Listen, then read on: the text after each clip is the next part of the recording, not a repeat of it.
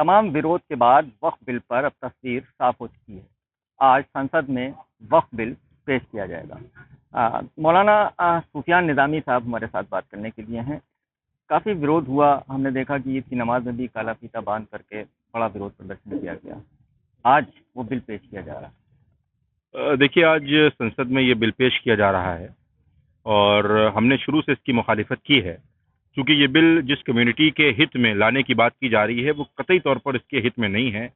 और ये तमाम जो पॉइंट्स जो 44 अमेंडमेंट किए गए हैं वो मुसलमानों की प्रॉपर्टी का गबन और मुसलमानों की प्रॉपर्टी पर कब्जा करने के लिए है। जो हक और इख्तियारात वक्फ बोर्ड को हमारे कॉन्स्टिट्यूशन ने दिए हैं उसको छीनने की कोशिश की जा रही है। और मुझे लगता है कि सरकार की नीयत साफ नहीं है। वो ये चाहती है कि वक्फ की जो प्रॉपर्टीज़ बड़े पैमाने पर हैं, जो बार बार ये दावा किया जा रहा है कि 9.4 लाख एकड़ जो ज़मीन वक्फ की है वो वक्फ की प्रॉपर्टी किस तरीके से उसको हम अपने हक और हम अपने इख्तियारात में ले लें, तो ये तमाम कोशिश सरकार कर रही है। और इसीलिए ये एक कानून बनाने की बात की गई, फिर कानून को पेश करने की बात की जा रही है, टेबल करने की बात की जा रही है।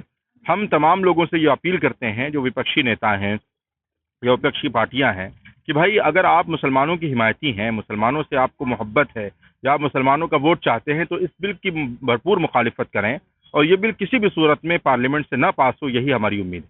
सरकार तो बराबर इस बिल को लेके यही कह रही है कि मुसलमानों के हितों के लिए बिल है, गरीब मुसलमानों को इसका कहीं ना कहीं लाभ मिलेगा।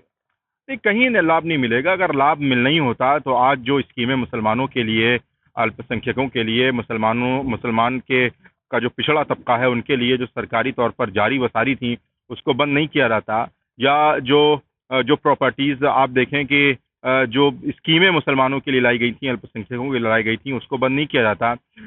आपने मौलाना आज़ाद स्कॉलरशिप बंद कर दी, आपने जो एजुकेशन का जो बजट था माइनॉरिटीज़ का उसको कम कर दिया, या आए दिन जो हमारी मसाजिद, मदारिस, खानकाहों पर जो हमले हो रहे हैं, कहीं ना कहीं उनको मुनहदिम करने की कोशिश की जा रही है, उन पर कब्जा करने की कोशिश की जा रही है, तो उस पर भी सरकार का कोई स्टैंड होता। ये तमाम चीज़ें दर्शाती हैं इस बात को कि सरकार की मंशा साफ नहीं है। अगर मंशा साफ होती तो इन वो लोग जो मुसलमानों की प्रॉपर्टी पर कब्जा करने की कोशिश कर रहे हैं उनकी मुखालिफत की जाती। ये सब नहीं हुआ, इसलिए मुसलमानों को ये लग रहा है कि ये बिल भी मुसलमानों की मुखालिफत और मुसलमानों की प्रॉपर्टी का गबन करने के लिए लाया जा रहा है, जो किसी भी तौर पर मुसलमानों को कबूल नहीं है। खबर ये भी आ रही है कि इस बिल में मस्जिदों, दरगाहों, कब्रिस्तानों के साथ कोई छेड़छाड़ नहीं की जाएगी, और जो वक्त की बहुत सी ऐसी संपत्तियां रहीं जिनको डिलीट कर दिया गया, उसके ऊपर अवैध कब्जे हुए, करोड़ों की संपत्ति बेच दी गई, उन सब चीज़ों के लिए लड़े। नहीं, देखिए, ये तो सिर्फ एक ख्याली पुलाव है जो पकाने की कोशिश की जा रही है। इसमें कोई सच्चाई नहीं है।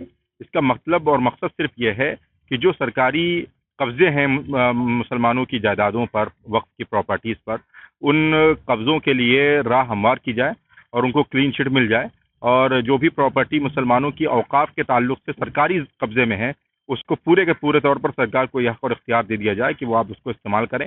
मसाजिद, मदारिस, खानका सिर्फ नहीं, जो हमारी कमर्शियल लैंड है, जो हमारे खेत हैं, जो हमारी ऐसी प्रॉपर्टी हैं जो मुसलमानों ने मुसलमानों के अपलिफ्टमेंट के लिए या उनके फाइनेंशियली पोजीशन को स्ट्रॉन्ग करने के लिए दिया था, उनको भी कब्जा कर लिया जाए। ये तमाम तर कोशिशें इसीलिए की जा रही हैं। पर्सनल लॉ बोर्ड तो लगातार विरोध कर रहा है, लेकिन देखा ये भी जा रहा है बड़े पैमाने पर मुस्लिम समुदाय कहीं ना कहीं इसका समर्थन भी कर रहा है। अभी आप अजमेर की बात कर रहे हैं तो ख्वाजा मोइनुद्दीन चिश्ती के जो उत्तराधिकारी हैं वो भी कहीं ना कहीं इस बिल का स्वागत करते हैं। नहीं नहीं, ख्वाजा मोइनुद्दीन चिश्ती के उत्तराधिकारी नहीं है। वो कौन है, क्या है, वो पूरी दुनिया हमसे बेहतर जानती है। अगर आप उनकी कुंडली निकालेंगे तो वो किसके साथ खड़े होते हैं, किसके साथ बैठते हैं, किसकी बात करते हैं, किसकी हिमायत करते हैं और किन लोगों के साथ उनकी साठगांठ है, वो तमाम चीज़ें वो खुद हमसे बेहतर जानते हैं। और जाहिर सी बात है वो वही बोलेंगे जो उनसे बुलवाया जाएगा। जब वो लोग जो 2% या 1% हैं जो अपने पॉलिटिकल या अपने फाइनेंशियली फ़ायदे के लिए इस तरीके की बयानात दे रहे हैं, जो मुसलमानों को कतई तौर पर कभी भी काबिल कबूल नहीं है। पट्टी बांध कर बाजुओं पर अभी तक बड़ा प्रदर्शन किया। अगर ये बिल आ जाता है तो आगे किस तरह का प्रदर्शन? नहीं, आगे all India Muslim personal law board जो भी हमें रास्ता बताएगा, जो भी हमें लाइन बताएगा, या जो भी तरीका लोकतंत्र में रहकर हमें कॉन्स्टिट्यूशन ने दिया, हम उसको इख्तियार करके आगे की राहें हमवार करेंगे। बहुत शुक्रिया बात करने के। थे मौलाना सुफियान निज़ामी, दारुल उलूम फिरंगी महल के प्रवक्ता हैं। आपका कहना है कि ये वक्फ बिल हमें किसी भी सूरत में मंजूर नहीं है और अभी तो बाजू पे फीता बांध कर प्रदर्शन हुआ है। अगर ये बिल आ जाता है तो पर्सनल लॉ बोर्ड के आदेश के बाद ये और बड़ा प्रदर्शन ये रूप ले सकता है। इंडिया न्यूज़ के लिए लखनऊ से सैयद फिरोज आलम।